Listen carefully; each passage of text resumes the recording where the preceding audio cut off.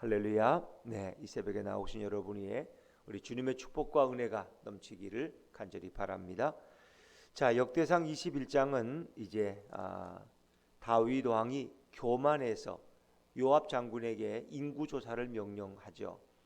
요압은 그것을 반대합니다. 그것은 하나님 앞에 범죄하는 일입니다. 그러나 사단이 일어나서 다윗을 충동해서 이렇게 그 마음에 교만함을 갖게 되었고, 그리고 교만한 다윗은 자기의 국력이 어느 정도인지, 나의 왕권이 얼마나 갈 것인지, 그리고 나의 전쟁을 치르면 칼을 들 용사가 몇 명이나 되는지 알고 싶어 했습니다. 그것은 하나님을 의지하는 태도가 아니었습니다.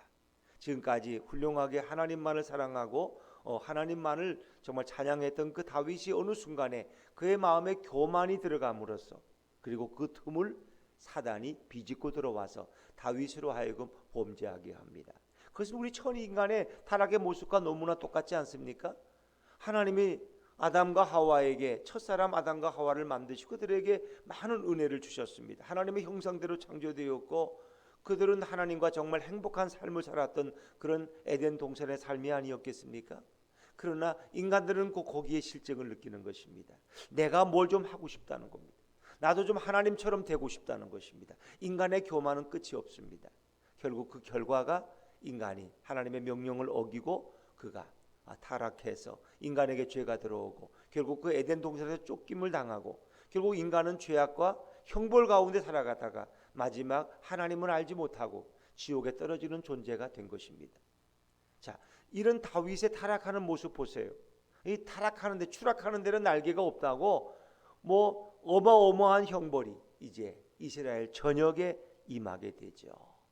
그것이 오늘 다윗이 교만한 결과입니다. 그래서 정말 인간이 교만하다는 것이, 자신을 의지한다는 것이 얼마나 위험하고 심각한 일인가를 우리는 생각해 봅니다. 인간이 교만하면 얼마나 교만하겠어. 잠시 교만했다가 또 겸손할 수 있지. 그런데 하나님은 교만을 제일 싫어하시는 거예요. 인간은 교만할 때 자신을 의지하게 되는 거예요. 자신의 능력, 자신의 권세, 자신의 재물, 자신의 모든 것을 의지하고 하나님을 점점 멀리하게 되는 거예요. 자, 오늘 다윗의 이제 이런 교만함을 결과가 무엇입니까? 이렇게 계수를 했어요. 그래서 한 157만 명의 칼을 들 수 있는 남자 장정들의 숫자를 요압이 다윗에게 보고하지만은 그것은 곧 재앙으로 연결되어집니다. 자, 어떻게 재앙으로 연결되어질까요? 자, 우리 9절부터 12절까지, 9절부터 12절까지 한번 읽어볼까요? 9절부터 12절입니다. 시작. 여호와께서 다윗의 선견자 갓에게 말씀하여 이르시되 가서 다윗에게 말하여 이르기를 여호와의 말씀이 내가 내게 세 가지를 내어 놓으리니 그 중에서 하나를 내가 택하라.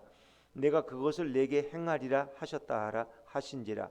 갓이 다윗에게 나아가 그에게 말하되 여호와의 말씀이 너는 마음대로 택하라. 혹 3년 기근이든지 혹 내가 석 달을 적군에게 패하여 적군의 칼에 쫓길 일이든지 혹 여호와의 칼 곧 전염병이 사흘 동안 이 땅에 유행하며 여호와의 천사가 이스라엘 온 지경을 멸할 일이든지라고 하셨나니 내가 무슨 말로 나를 보내신 이에게 대답할지를 결정하소서 하니. 선지자 갓이 다윗에게 와서 세 가지 중에 하나를 선택하라는 것입니다. 근데 그 세 가지는 다 만만치 않은 것입니다. 첫 번째가 뭐예요? 3년 기근. 3년 동안 비가 오지 않고 물이 없으면 어떻게 되죠? 농사를 못 짓고 그 결과는 엄청난 죽음이고 온 이스라엘이 고통 가운데 있을 거예요. 또 두 번째는 석 달을 적군에게 패하여서 계속 칼에 쫓기는 일. 그러니까 적군이 침입해서 석 달 동안을 계속 적군이 승리해요. 그럼 이스라엘이 어떻게 될까요? 온 영토가 초토화되겠죠. 또 세 번째는 여호와의 칼 곧 전염병이 사흘 동안 이 땅에 유행한다는 거예요. 사흘 동안, 단 3일 동안 유행병, 전염병, 온역, 요즘으로 말하는 코로나 이런 바이러스가 돌아서 사흘 동안 백성을 가축과 백성을 무너뜨리겠죠. 이 세 가지 중에 하나를 택하라는 겁니다. 그러니까 죄에는 뭐가 따라와요? 반드시 형벌이 따라온다는 것입니다. 하나님은 죄를 제일 싫어하십니다. 그래서 하나님은 어떤 분이에요? 공의의 하나님. 하나님은 공의롭습니다. 하나님은 죄를 용납하지 않으십니다. 하나님은 불의를 그냥 넘어가는 법이 없습니다. 사람은 한번 봐줘요. 내가 좋아하는 사람이면 잘못해도 실수했겠지. 그냥 봐줘야지. 근데 하나님은 죄를 너무너무 싫어해요. 공의의 하나님. 만약에 재판관이 앉아가지고 이쁜 사람이 오면 너는 무죄. 이쁘니까 무죄야. 너는 잘생겼으니까. 그리고 못생긴 사람 오면 너는 유죄야. 너는 10년 감옥 살아. 이러면 되겠어요? 그 공의가 아니잖아요. 우리가 요즘 많이 하는 내로남불처럼 내 편이면 다 무죄고 남의 편이면 다 죄고 무거운 죄고 감옥 가 살아라. 이렇게 되면 안 돼. 이건 공의롭지 않잖아요. 근데 하나님은 공의로우시. 어떤 죄도 그 누구든지 범죄를 용서하잖아요. 죄는 반드시 대가가 따른다. 그래서 하나님은 다윗에게 벌을 주셔야 돼. 그가 교만해서 하나님이 원치 않는 인구조사를 해서 하나님을 떠난, 잠시라지만 하나님을 떠난 그 죄의 대가를 그는 치루어야 돼.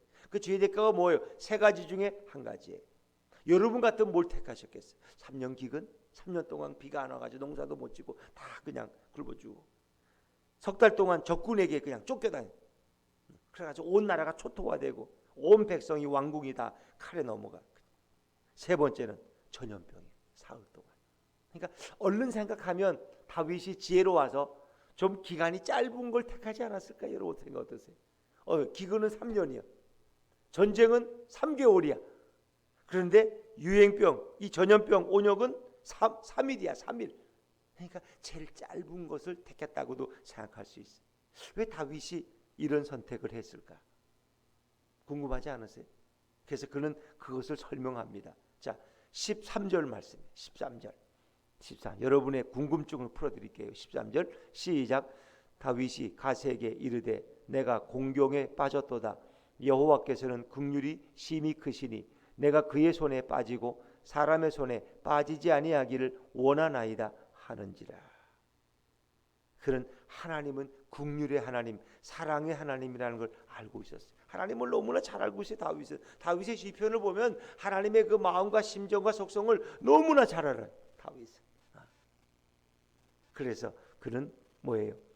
내가 인간의 손에 빠지지 않고 하나님의 손에 빠지겠다. 왜? 하나님은 긍휼이 심히 크시기 때문에. 3년 기근은 뭐 워낙 기간이 길죠. 그리고 이 석 달 동안 적군에게 쫓기는 거는 이건 인간에게 빠지는 거예요. 적에게 빠지는 거예요. 그는 그걸 원치 않아요. 사람의 손에 의해서 그런 심판받기를 원치 않고 하나님의 긍휼의 손에 내가 빠지겠다. 하나님은 자비하신 걸 알았기 때문에. 자, 그럼에도 불구하고 이 세 번째를 선택할 때 어떤 결과가 왔어요? 그건 참혹한 결과였어요. 자, 14절 말씀. 14절 같이 읽죠. 시작. 이에 여호와께서 이스라엘 백성에게 전염병을 내리심에 이스라엘 백성 중에서 죽은 자가 7만 명이었더라. 7만 명이. 불과 이거는 하루 이틀 사이에 죽었다는 걸 생각해 보세요. 하루 이틀 사이에 전염병으로 그냥 순식간에 전염병이 옮으면 사람이 그냥 시들시들하다가 하루고 이틀 죽어버려. 근데 무려 7만 명. 어마어마하죠. 아마 그 당시에 장정의 숫자가 157만 명이니까 전체 인구를 따지면은 아마 한 300~400만 명 됐을까? 7만 명이 죽었어. 근데 아직 기간이 아직 남았어. 아직 3일이 다 안 됐어. 그 무서운 거죠. 그 여호와의 천사가 이번에 어떻게 해요? 예루살렘을 치려고. 예루살렘을 치면 그 왕궁에 있는 다윗의 가족들과 다윗까지도 위험할 수 있을 거예요. 자, 그런데 하나님이 그 천사의 손을 멈추게 하시는 거예요. 아직 3일이 안 됐지만 야, 이만하면 됐다. 하나님의 자비야. 하나님은 당신이 택한 백성을 다 멸절시키기를 원치 않으셔. 하나님이 자비를 베푸시는 거예요. 그러니까 심판 중에 긍휼을 베푸신 거예요. 우리가 기도할 때 그러잖아요. 하나님 심판 중에 긍휼을 베푸시옵소서. 하나님. 이게 하나님의 자비. 그러니까 우리가 법에도 뭐 20년을 때리지만은 10년만 살게 할 수 있잖아요. 하나님은 이렇게 3일 동안 온역을 택한 그에게 3일을 다 채우지 않으신다는 거예요. 한번 읽어보실까요? 자, 15절 말씀. 15절입니다. 15절 시작. 하나님이 예루살렘을 멸하러 천사를 보내셨더니 천사가 멸하려 할 때에 여호와께서 보시고 이 재앙 내림을 뉘우치사 멸하는 천사에게 이르시되 족하다. 이제는 내 손을 거두라 하시니 그때에 여호와의 천사가 여부수 사람 오르난의 타작마당 곁에 선지라. 다 이런 이 긴급한 상황, 7만 명이 이미 죽었어요. 그런데 예루살렘을 치려고 할 때 하나님이 그걸 멈추게 하시. 왜? 너무너무 피해가 크니까 3일 동안을 채우려면. 그래서 그걸 하나님이 멈추게 하시. 이게 하나님의 자비와 긍휼이에요. 우리가 다 죄값을 치른다면 이 땅에 누가 존재할 수 있겠어요? 그러나 하나님은 심판 중에도 긍휼을 베푸신다. 부모님이 아이를 때리는데 7대 맞아야 돼. 너 숙제 안 했지? 안 해갔지? 너 7대 맞아야지. 그게 맞자. 그러나 7대를 다 때리지 않고 중간에 멈출 수도 있고 또 좀 세게 때리다가 나중엔 좀 약하게 때렸어. 아이가 너무 아파하지 않도록. 그게 부모의 마음, 그게 하나님의 사랑이에요. 그래서 심판을 중간에 멈추게 하셔요. 이게 하나님의 자비와 용서하심이에요. 그런데 천사가 오르난의 타작먹던 곁에 마침 섰어요. 마침. 근데 그것이 이제 나중에 내일 또 우리가 묵상할 부분과 연결되어져요. 오르난의 타작마당이 왜 중요한가? 그래서 다윗은 거기서 하나님 앞에 제사를 드립니다. 자, 그런데 이런 상황 가운데서 다윗이 어떻게 했을까? 이렇게 여호와의 천사가 칼을 들고 전염병을 통해서 온 이스라엘을 멸망시키고자 했을 때 다윗이 어떤 행동을 취했을까요? 그는 하나님 앞에 회개합니다. 자, 먼저 16절 말씀 읽고 16절입니다. 시작. 다윗이 눈을 들어 보매 여호와의 천사가 천지 사이에 섰고 칼을 빼어 손에 들고 예루살렘 하늘을 향하여 편지라. 다윗이 장로들과 더불어 굵은 배를 입고 얼굴에 땅에 대고 엎드려. 그런 지도자들과 함께 하나님 앞에 나아가서 얼굴을 땅에 대고 베옷을 입고 회개하고. 이 재난 가운데 다윗은 편할 수가 없죠. 이 백성을 살려달라고. 그런 다윗이 장로들과 함께 지도자들과 함께 회개하기 시작. 자, 뭐라고 계속합니까? 17절 말씀. 17절 한번 읽어보죠. 17절 시작. 하나님께 아뢰되 명령하여 백성을 계수하게 한 자가 내가 아니니까 범죄하고 악을 행한 자는 곧 나이니이다. 이 양떼는 무엇을 행하였나이까? 청하건대 나의 하나님 여호와여 주의 손으로 나와 내 아버지의 집을 치시고 주의 백성에게 재앙을 내리지 마옵소서 하니라. 아멘. 다윗의 기도는 우리의 기도와 어떻게 다릅니까? 다윗은 백성에게 이 재앙이 내리기를 원치 않았어요. 범죄한 사람은 나인데 내 집안을 치시고 내 왕궁을 치셔야지 왜 죄 없는 백성들을 치십니까? 이 모든 죄값을 자신이 받기를 원했어요. 이게 회개하는 다윗의 모습이에요. 백성을 계속하게 한 자가 제가 아닙니까? 범죄하고 악을 행한 자는 곧 나이니이다. 자신에게 모든 죄를 돌립니다. 이 양떼는 무엇을 백성들이 무슨 인구조사를 결정한 거 아니잖아요. 다윗이 했지. 그럼 다윗과 다윗의 가문만 왕궁과 그 가족과 유다 지파만 재앙을 받으면 되는데 왜 죄 없는 백성들까지 이 재앙을 받아야 됩니까? 나와 내 아버지의 집을 치시고. 나와 내 아버지의 집은 뭐예요? 다윗의 부모인 이새와 그 집안 그 지파를 치시지. 이 백성에게 왜 재앙을 내리십니까? 그렇게 하지 마옵소서. 다윗이. 그러니까 이 모든 죄가 자신에게 있는 자신에게. 다윗은 그걸 알았어요. 그리고 하나님 앞에 회개합니다. 그 다윗의 회개의 모습을 하나님이 보신 거예요.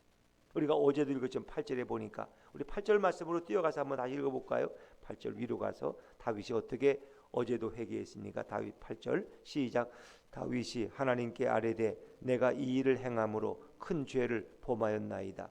이제 간구하옵나니 종의 죄를 용서하여 주옵소서. 내가 심히 미련하게 행하였나이다 하니라.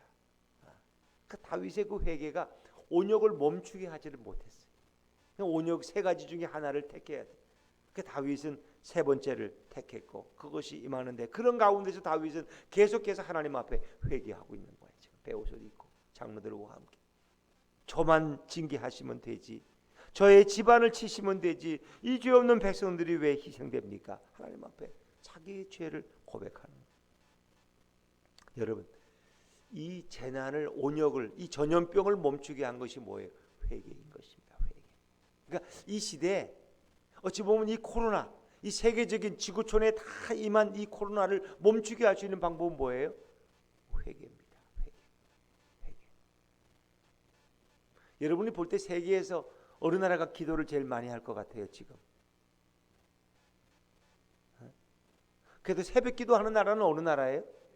대한민국이지. 다른 나라는 새벽 기도 안 해. 새벽 기도라는 게 없어 다른 나라. 뭐 미국도 한인교회에서는 좀 하지만은 요즘 코로나 때문에 뭐 하겠어요? 못하지. 미국 교회들은 원래 새벽 기도가 없다는 거 아세요 여러분? 유럽의 교회들은 새벽 기도 없어요. 그냥 교회 가면 일주일에 한 번 가는 거예요. 그것도 제대로 못 가요 요즘 다. 그래 그나마도 정부에서 모이지 말라 그래도 모이는 데는 한국 교회밖에 없다니까. 그 나쁘게 보고 욕을 하지만 그 한국 교인들은 이게 지금 기도하지 않으면 안 되는 거야. 이건 기도해서 해결해야 돼. 이거 회개해야 되는 거야 지금. 근데 지금 뭐 대통령과 장관들은 K방역이라고 뭐 이렇게 자절하지만 K방역이 훌륭해서가 아니라 이 기도하는 하나님의 백성들의 기도를 하나님이 그나마 봐주고 계시는 거예요. 그나마. 물론 우리보다 뭐 대만이나 이런 데는 더 방역을 잘했다는 건 아세요? 우리가 세계 1위 방역은 아니에요. 우리보다 더 잘한 나라가 있어요. 몇 군데. 근데 그래도 우리는 자랑하는데 그건 백성들이 또 잘 따라주기도 하고 뭐 그건 지도자들이 잘 방역 정책을 잘 정하고 그런 거예요. 근데 그건데 표면적으로 볼 땐 그런데 내면적으로 보면 이렇게 새벽에 안 모였으면 좋겠는데 저렇게 꼭 기도해야 되나? 맨날 뉴스마다 교회 발이라고 그냥 기도원 발이고 선교회 발이고 이러는데 그래도 한국 교회 교인들은 기도하지 않으면 안 돼. 왜? 이 기도가 생명이니까. 하나님 앞에 회개하고 기도하는 백성들 때문에 하나님이 그래도 심판 중에 긍휼을 베푸시는 거예요. 한번 생각해 보세요. 하나님은 공의의 하나님이시지만 하나님은 또한 어떤 하나님이에요? 어떤 하나님? 자비의 하나님, 사랑의 하나님. 하나님의 큰 속성은 두 가지라는 거 아세요? 첫째는 공의의 하나님, 두 번째는 사랑의 하나님. 하나님은 사랑의 하나님. 그래서 하나님은 사랑이시다. 자비와 사랑의 하나님, 긍휼의 하나님. 그 사랑의 속성이.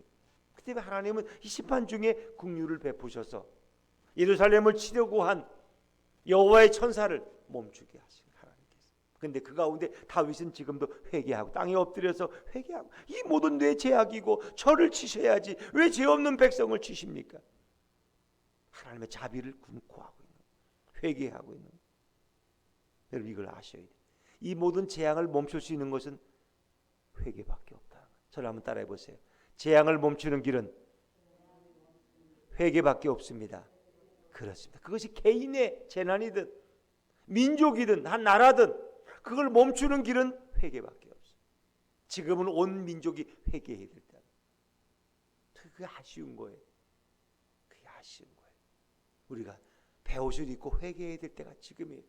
근데 그걸 뭐 대통령도 깨닫지 못하고 장관들 국회의원들도 모르고 그냥 방역 탓만 하고 교회 발만 하고 뭐 요양원 그냥 막 이것만 뱉어도 하나님 앞에 돌아와야 되는데 그걸 깨닫지를 못해. 그 예수품 교회만 깨달아. 예수품 교회만 여기 오면 맨날 회개하래. 뭐 내 땀에 코로나가 걸렸다 내 잘못인가?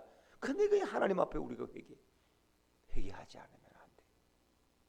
회개만이 하나님의 마음을 돌릴 수 있고 이 모든 온역을 멈출 수 있는 거예요. 이 3.1 온역만 와도 이런데 그러니까 세계적으로 보면 지금 1년 동안 계속됐으니 얼마나 많은 사람이 죽었어요.